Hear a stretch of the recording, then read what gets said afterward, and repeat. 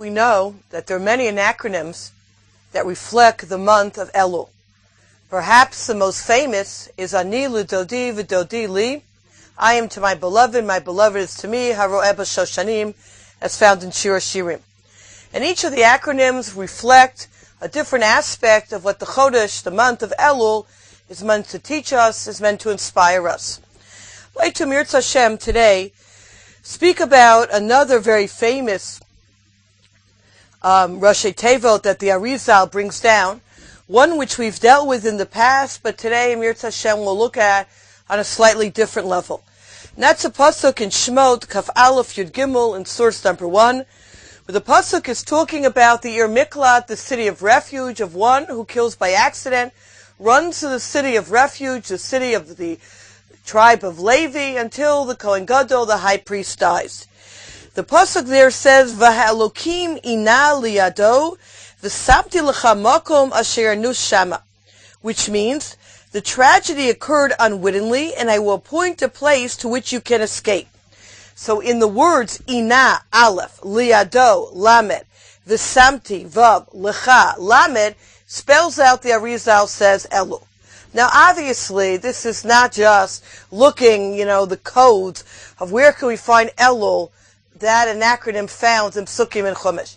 Obviously, any pasuk that's found, it's clearly meant to teach us, to direct us what the month of Elul is about. And that's what Rabbi Robert speaks about on the most basic level. What is the connection between the Ir Miklat, someone who kills by accident, and the Chodesh Elul? So he says that these are the days to search ourselves out. And in fact, the word vayaturu, to spy out, in Aramaic is vayalalun, which is Elul.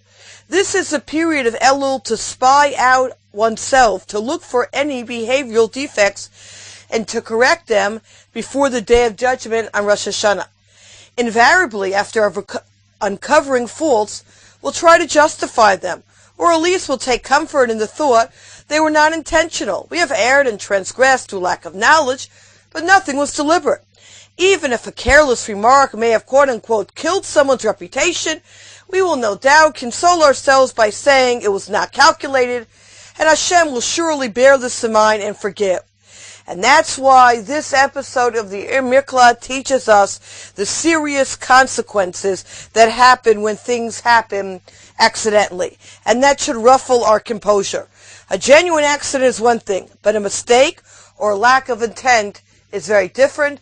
There are consequences. We need to take responsibility. We need to act accordingly. So just like in the Ir Miklat, it was a mistake, but there was great consequences to this, and a person has to flee to the city and live in the city until the high priest dies.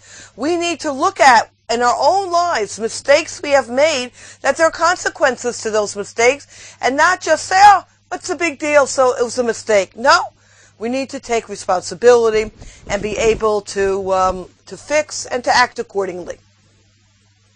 Having said this as the most basic level of connection, I'd like to try to perhaps understand on a deeper level what is the idea of the Ir Miklat of Chodesh Elul, and to really suggest that just like in the case of the Ir Miklat, someone killed by accident, so too in our own lives we are also guilty of murder. We're also guilty of killing by accident.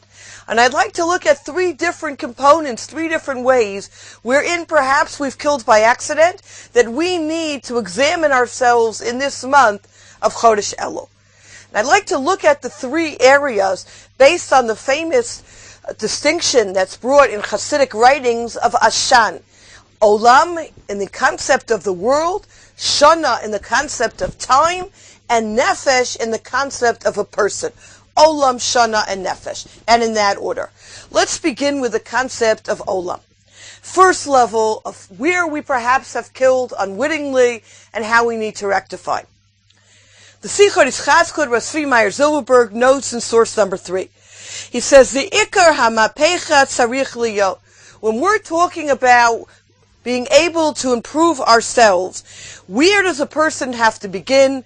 She'izkor tamid v'inshom kol ha'ed. A person has to remember at all times and breathe at all times. Et ha'tachlit l'shema nolat. the purpose why we were created.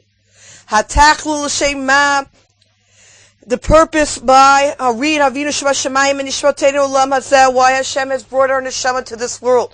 And Rashi Meir continues by saying that before neshamas are brought into this world, HaKadosh Baruch Hu shows each neshama what its tafkid is, how it's supposed to spend its days, what it's supposed to accomplish in this world. And that's a deeper idea that an ubar, that an infant is taught the entire Torah kula in the womb. It's not only Breshis bara, it's the purpose, the Torah in terms of a teicha, kenu b'sarasecha, what is our chelek, what is our portion to accomplish in this world.